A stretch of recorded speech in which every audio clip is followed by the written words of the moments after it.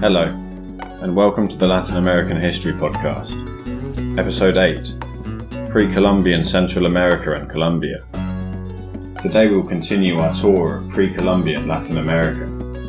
After 6 episodes there, we are finally moving south out of the Mesoamerican region.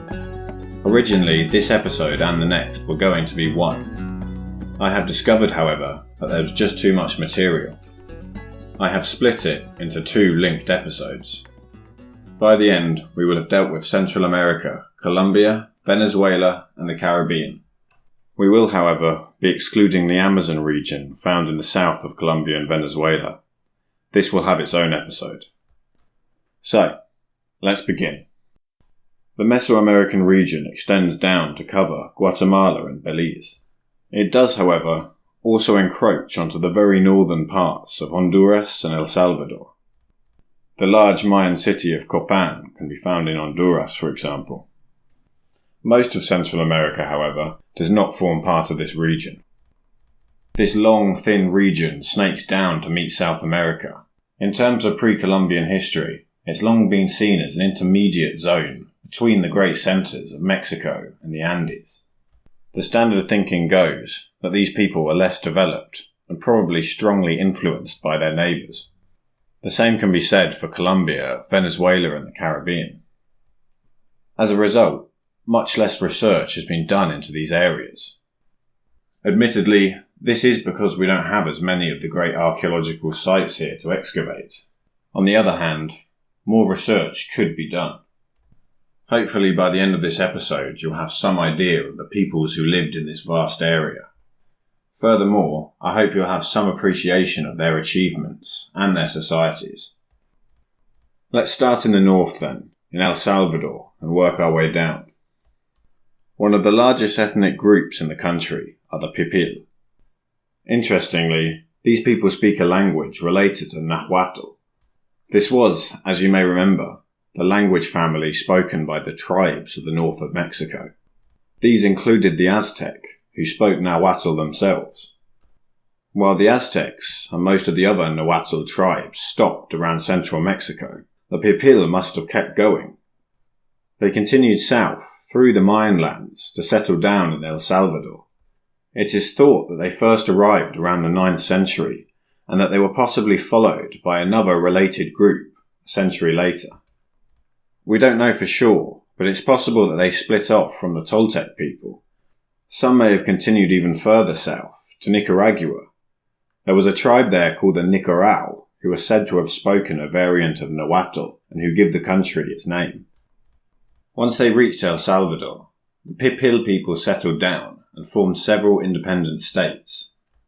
These were fairly organised, with developed economies, but they weren't anything like as grand as their northern cousins. They still exist as an ethnic group in El Salvador today, although they have lost their language and much of their culture. That said, recently there have been attempts to revive the language. The Pipil were not the only people to inhabit the area. As far as we know, the truly indigenous people of El Salvador were the Lenca. While they too still exist today, we know even less about them. There is some debate about this, due to the language being extinct. But it's thought that the Lenca form part of a macro-ethnic and linguistic family group known as the Chibcans. Now many of you may be familiar with the concept of ethno-linguistic family groups. For those that aren't, however, I want to give a brief outline of how they work. Understanding them will help a great deal in understanding how the different peoples of these next 2 episodes relate to each other. The theory goes that at one point a proto-group lives in one place. These people share the same customs and speak the same language. Gradually, members of this group begin to migrate in different directions. As time and distance separate them, they start to develop differences in language and culture. These changes can happen quite quickly. Culture will often adapt to the environment which it finds itself in. Language changes quickly as well. Just look at how young people repurpose and create words in English. 50 years ago, the word cool wouldn't have had the meaning that it does today. Gradually, these differences grow and grow until 2 different languages, which may have started out from the same root, become completely unrecognizable and unintelligible. The same process simultaneously happens with culture. Of course, these groups themselves will then splinter. Subgroups will emerge with their own languages and culture. Let me give you an example. In Western Europe, you can find the Germanic language family. This includes, amongst others, German, Dutch, English, Norwegian, and Danish. The cultural traditions of these peoples are not too dissimilar. They are, however, distinct.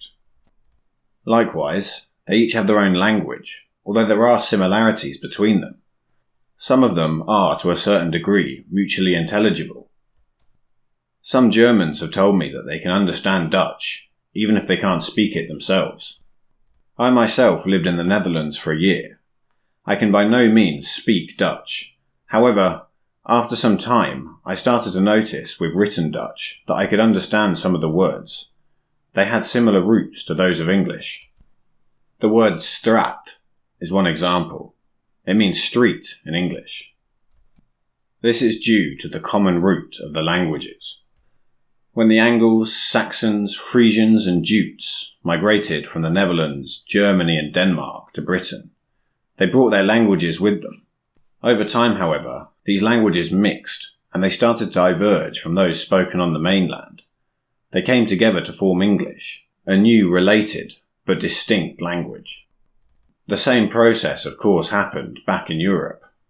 This led to the modern languages of Danish, Dutch and German.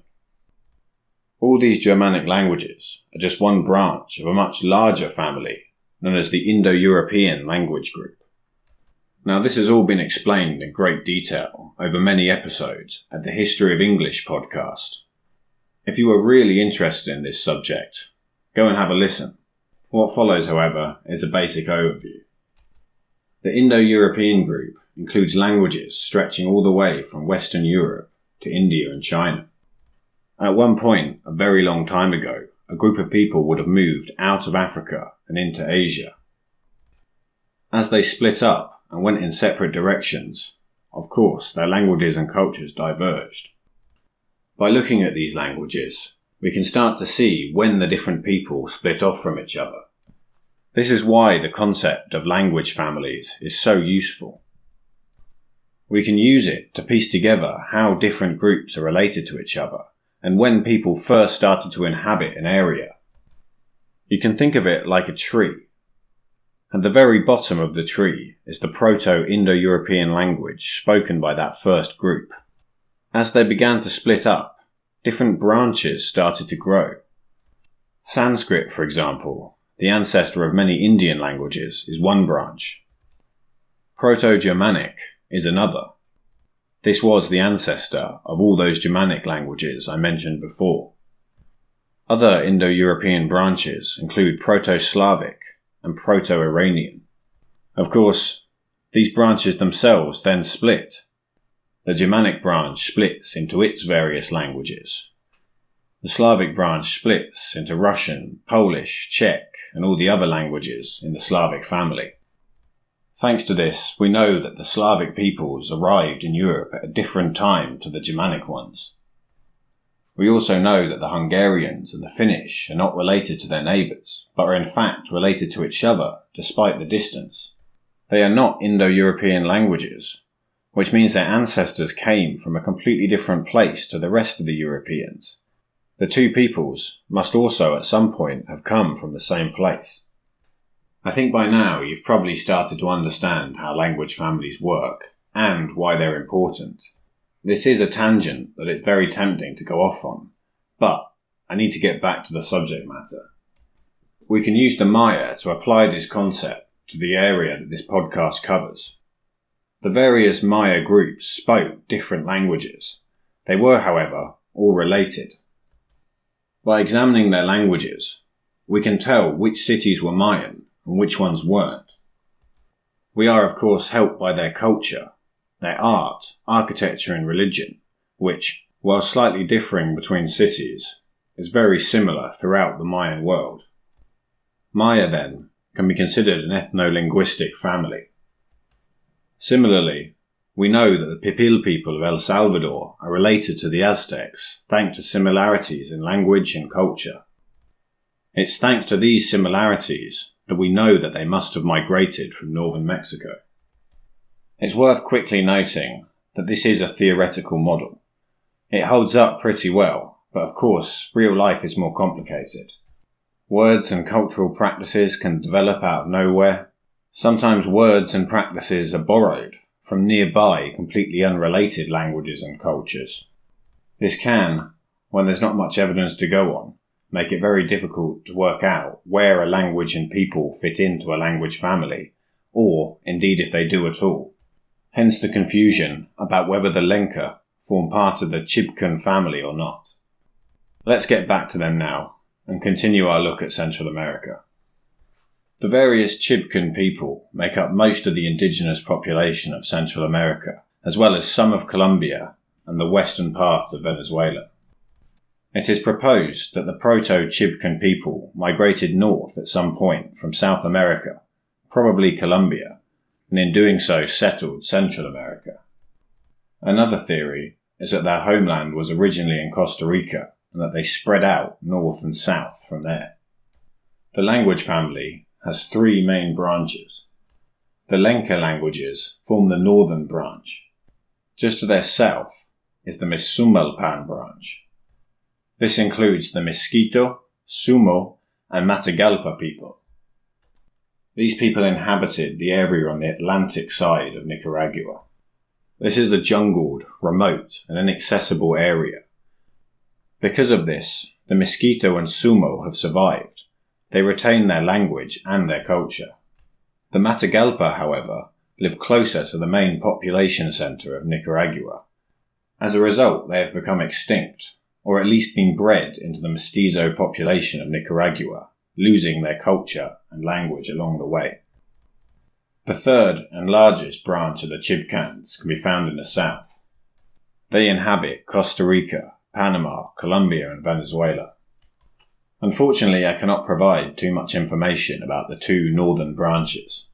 We do, however, know a bit more about the southern branch. As a general rule, these people were more developed and left behind some interesting archaeological sites. In Costa Rica, for example, lived the Disquis people. Across the south of the country, they left behind hundreds of stone spheres. These vary in size. The smallest can be held in your hand. The largest are around 7 feet. That's taller than a human. Although these are not decorated with carvings, it's impressive that these people managed to build near symmetrical spheres. To the human eye, most appear to be perfectly spherical, while in reality they are not completely. They are very close. When built, they may have been.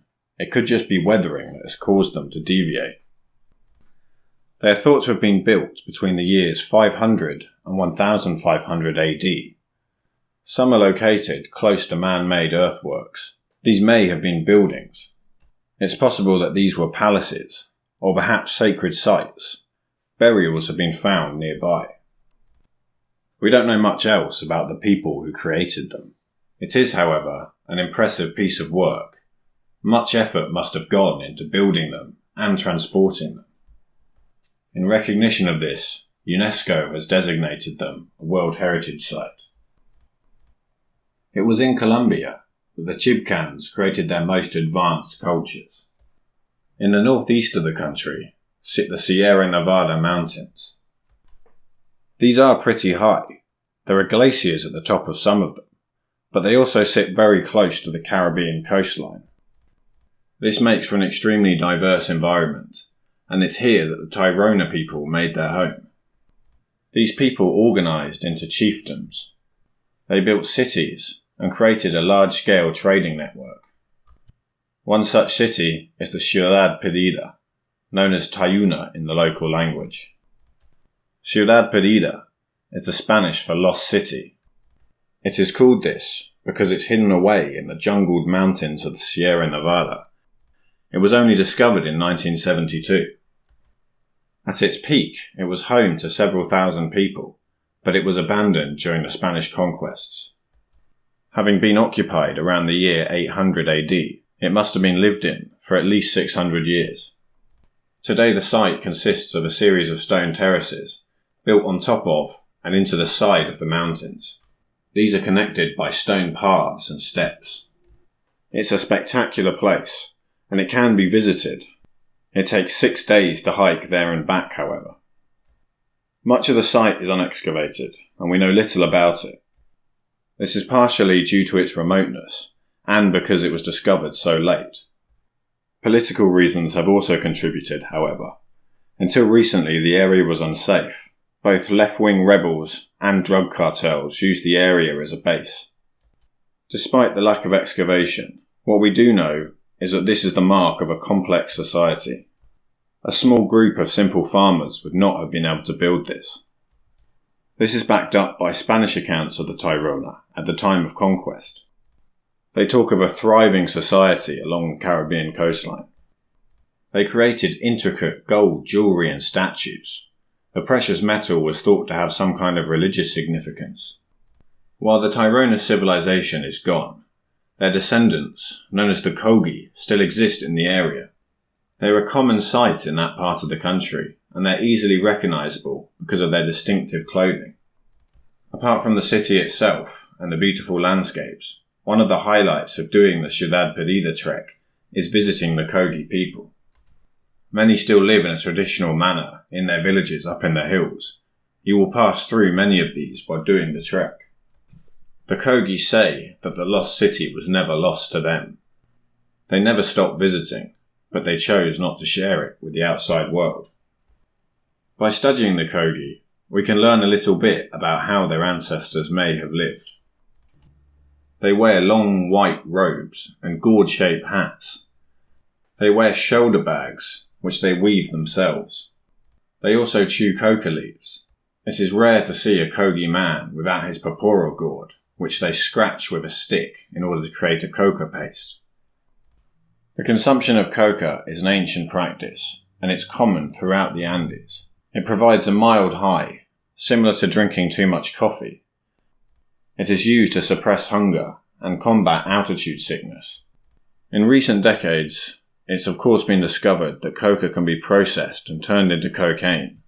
This has of course caused many problems in the West and in South America.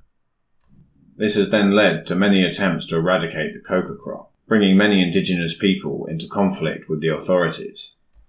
Few of the indigenous people of South America are cocaine users, and many consider it an integral part of their culture and sometimes religion.